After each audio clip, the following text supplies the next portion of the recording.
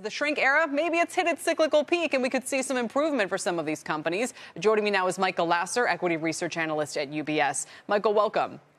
Thanks, Kelly. Your note, I think, came out a day or two ago. We happened to have a retail analyst on Power Lunch that day who said, no way, the companies he's talking to still think this is a major problem for them and it's not going away anytime soon.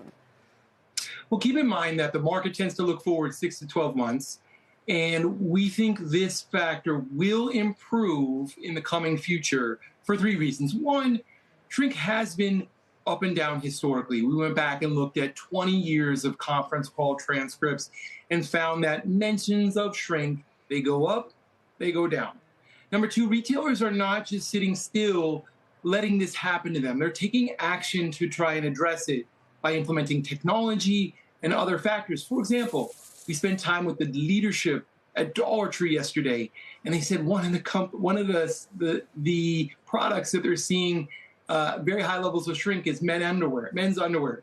I didn't ask, but they said eventually over time they'll just take that out and won't offer that anymore. And then third, next week there'll be a new law that is put in place called the Inform Act that will require high volume sellers on third-party marketplaces to register. And that's going to hold some more accountability for how this shrink gets monetized.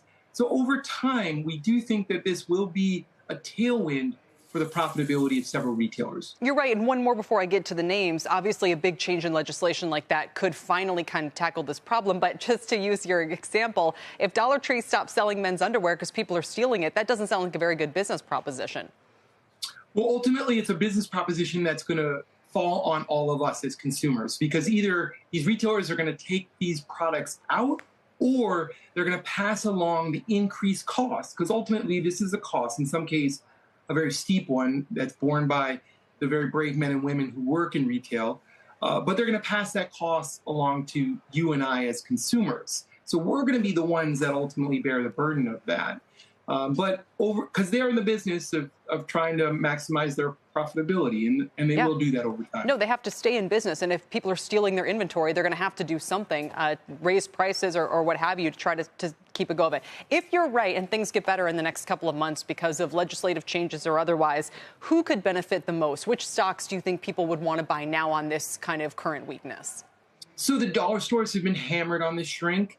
Both Dollar General and Dollar Tree. Dollar Tree recently lowered its earnings by more than 5% due to this factor alone. So as it gets better, Dollar Tree should be a disproportionate beneficiary of that. Similarly with Dollar General, Target has seen a more than 200 basis point decline in its operating margin from shrink over the last few years. Some improvement in this factor alone can help it get to, from its current level, around a 5% operating margin to 7% over time.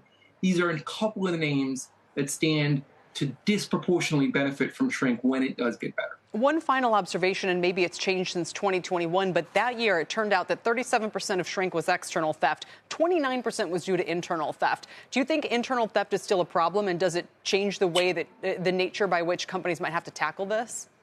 So I think that's a function of where we are in the labor market. Because the labor market is so tight, attrition or turnover for a lot of retailers is very high. So when you bring in new employees, you're going to be more subject to a shrink, both internal and external shrink. And so as the labor market starts to cool, which is the intended impact of all this monetary policy, that's going to have the unintended impact of benefiting shrink in our view. Finally, are companies adding internal security to keep their employees safe? Is that a profit risk? What they're doing is adding employees, working with external authorities, implementing technology. That's going to be a key over the long term, using artificial intelligence and other means to cost effectively tackle this issue. But they will tackle it over time. It's really not a question of if, it's more of a question of when. All right. Michael Lasser, thanks for joining us today.